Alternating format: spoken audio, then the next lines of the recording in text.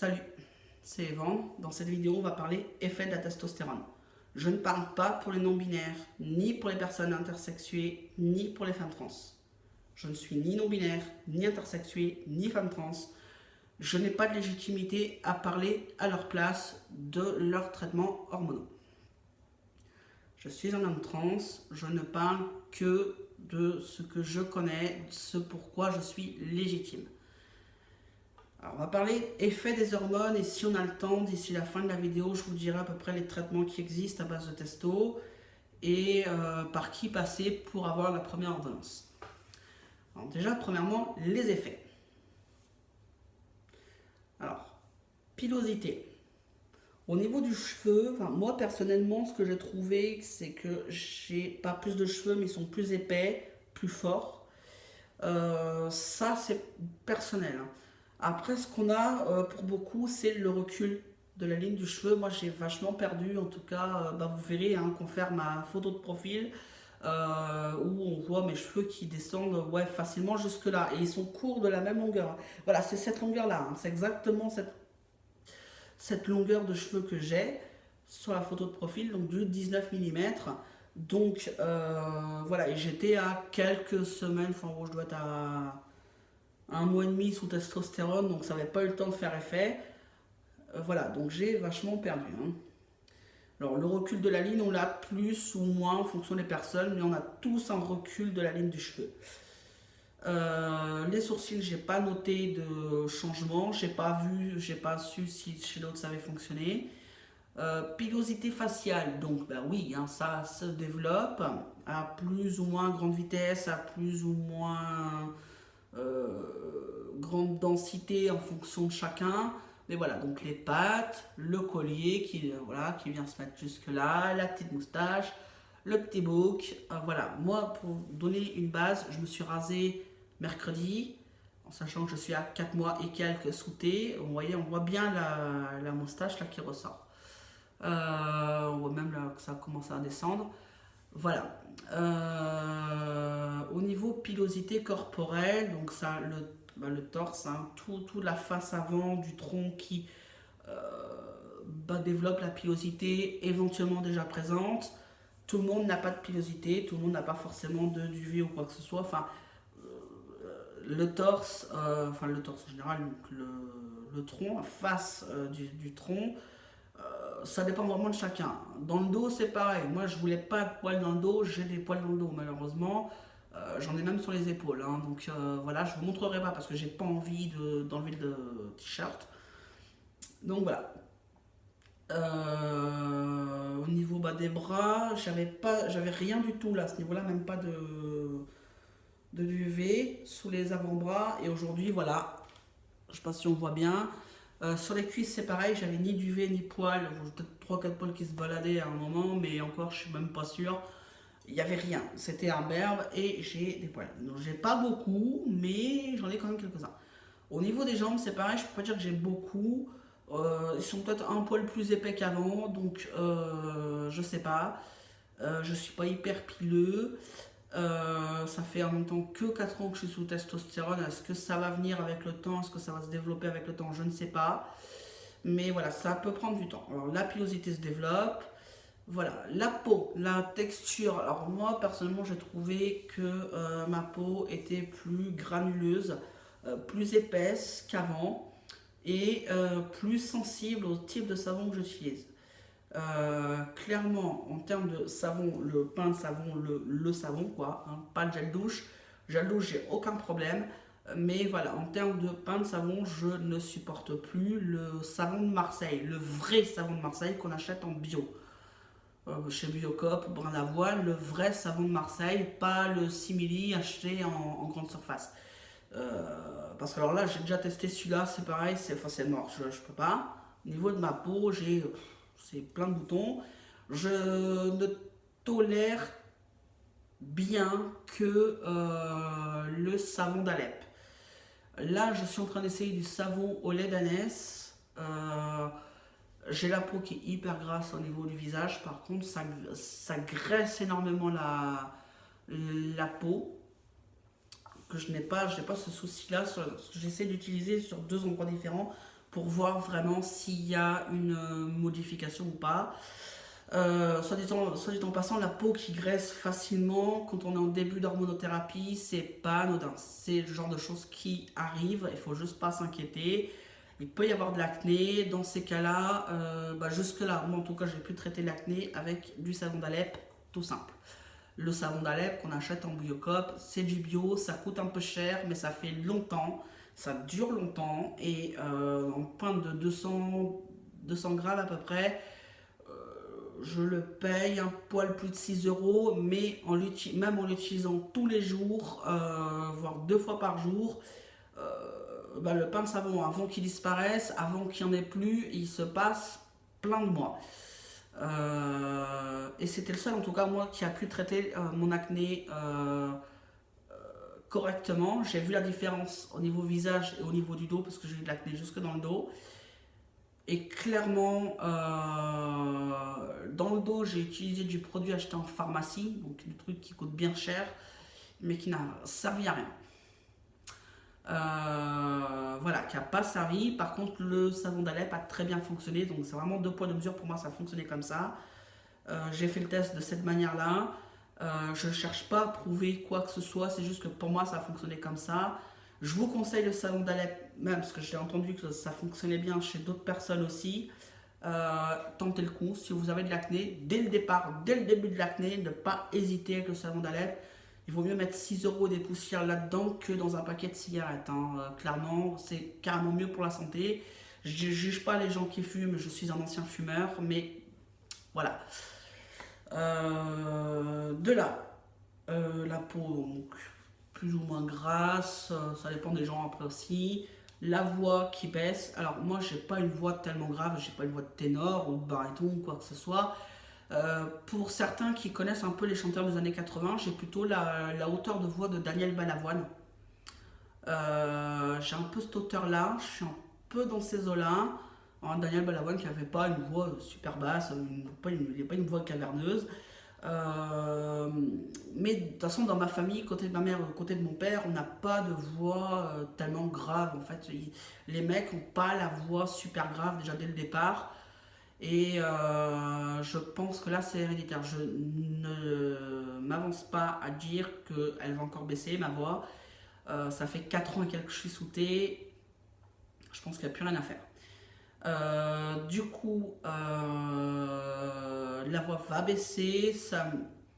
Elle va commencer à travailler au bout de peut-être 2 mois, peut-être un peu avant. Ça dépend vraiment des gens, mais rarement dès la première injection. Il faut quand même du temps que le corps assimile cette nouvelle hormone qui arrive.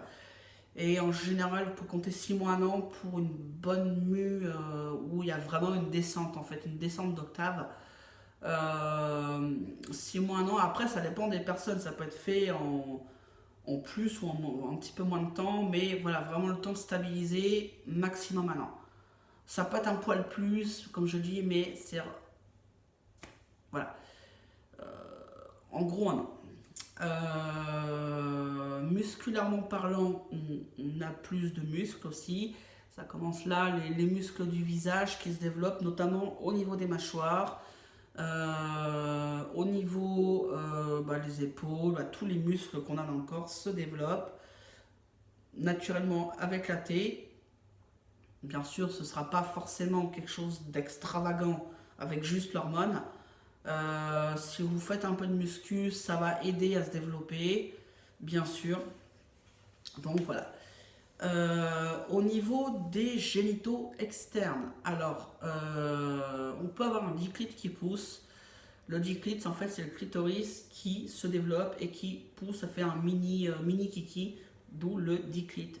Dick, little, voilà, diclite, c'est un mot anglais. Un petit pénis, quoi, un micro pénis. Bon, moi personnellement, il n'est pas sorti, mais je pense qu'il s'est développé plutôt en largeur. Maintenant, voilà, chacun. Enfin, moi pour l'instant, voilà, ça fait 4 ans que je suis sauté, je pense qu'il n'y a plus rien à faire, il n'ira pas plus loin que ce qu'il est actuellement. Donc voilà, après, ça dépend. Certains vont avoir un diclite qui sort, d'autres non. Donc voilà. En termes d'effets, je crois que c'est un peu tout. C'est un peu tout ce qu'il y a à dire. peut pour certains avoir plus faim en début d'hormonothérapie.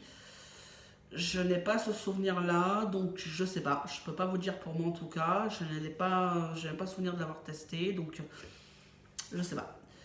Voilà. Alors, je vais en venir aux produits à base de testostérone que vous pouvez avoir. Premièrement, l'androtardil. C'est une ampoule de 1 ml de produit. Donc, il y a de l'énanthate de testostérone dans l'huile de ricin. Alors, c'est une ampoule, il n'y a pas de bouchon. En fait, il faut mettre bien le produit en bas, parce que des fois, il remonte. Il faut bien le mettre en bas de la fiole et casser le dessus. Alors, par contre, une fois que c'est ouvert, c'est ouvert. Si vous n'êtes pas à une ampoule entière lors de l'injection, ce qui n'est pas utilisé, soit vous avez un copain qui est à côté, qui a un dosage similaire et qui peut, avec sa seringue et son aiguille, pomper le reste du produit et en même temps se piquer, faire son traitement comme il veut. Soit ça part à la poubelle.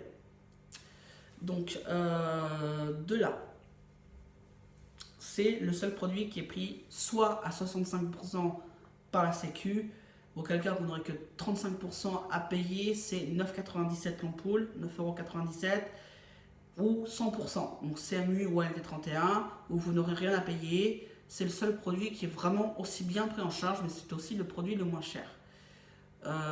C'est de l'intramusculaire, donc seringue, aiguille, 4 cm d'aiguille.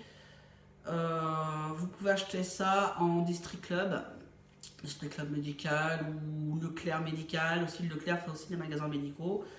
Voilà, il y a plein de choses. Donc voilà. Le Nebido, qui est aussi de l'intramusculaire, qui fonctionne sur le même principe, mais qui est beaucoup plus cher et non remboursé par la Sécu. Le prix le plus bas qui a été relevé, c'est dans une pharmacie parisienne à 100 € l'ampoule de 4 ml. Alors c'est la même ampoule, mis à part qu'il y a un peu plus de produits. Là, l'ampoule, c'est la même morphologie que l'androtardil. Donc une fois que c'est ouvert, soit on partage avec le copain si c'est pas une ampoule entière, soit on jette. Mais a priori, je crois que c'est un traitement qui est pris où on met les 4 ml d'un coup à la personne. Donc du coup, c'est bon pour 10 à 14 semaines. Ça fait en gros une injection de 4 ml de produit tous les 3 mois. Ça fait 4 dans l'année. Une tous les 3 mois, 4 dans l'année. À minimum 100 € pour l'instant. Enfin, c'est ce que j'ai pu relever, enfin, c'est ce que j'ai pu avoir comme relevé de prix. J'avais demandé l'an dernier, en 2018, à la pharmacie de Plougufan. Ils sont à 140, enfin, ils étaient à l'époque à 145 € l'ampoule de Libido. J'ai pas demandé ailleurs. Voilà, donc c'est à voir en fonction de vos finances, surtout de vos priorités. Voilà. L'avantage, c'est qu'on n'a plus trop à s'inquiéter voilà, du traitement. On sait que c'est dans 14 semaines, ça veut dire qu'on a quand même un laps de temps pour voyager. Si on a envie de voyager, on est tranquille, les mains dans les poches, on n'a pas à stresser sur le traitement, à être revenu à temps ou d'emmener ses aiguilles et son produit, machin, au risque que ça passe pas au niveau de l'avion, par exemple. Voilà. Ensuite, il y a le gel. Alors, le gel, je crois que c'est androgel ou testrogel, je sais plus comment ça s'appelle. Alors là, par contre, c'est du 20 à 30% de prise en charge sécu sur un bidon qui fait un mois, je crois. Je crois que c'est un truc. Ouais, c'est un bidon qui fait à peu près un mois et ça met tous les jours. Alors, l'inconvénient, c'est que c'est tous les jours. Il faut pas oublier parce que bah, dans ces cas-là, on n'a pas d'hormones, on n'a pas d'accès à l'hormone. Donc, il ne faut pas zapper de passer le produit tous les jours. Il ne faut pas oublier son produit quand on part en vacances ou en voyage professionnel ou autre. Il ne faut pas oublier son produit derrière soi.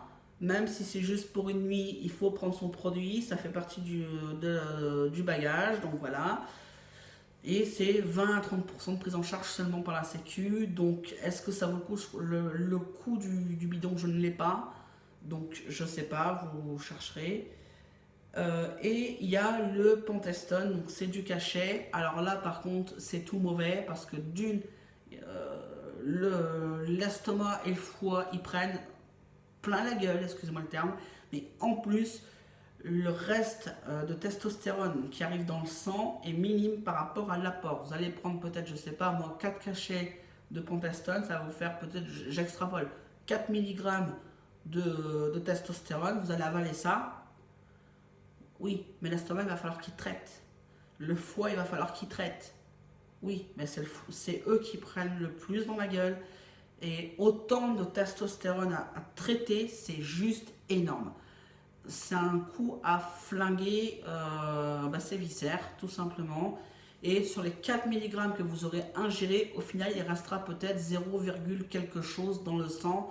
Donc au final, pas assez pour entamer une transition. Ça peut être bien au début, je pense, pour quelques semaines, pour lancer le corps, peut-être. Ça peut être une idée, mais sans plus. Du coup, je m'aperçois que j'en suis quasiment à 16 minutes de vidéo. Je vais m'arrêter là. Pour les spécialistes, je mettrai en bas de la vidéo en fait les spécialistes qu'il faut voir.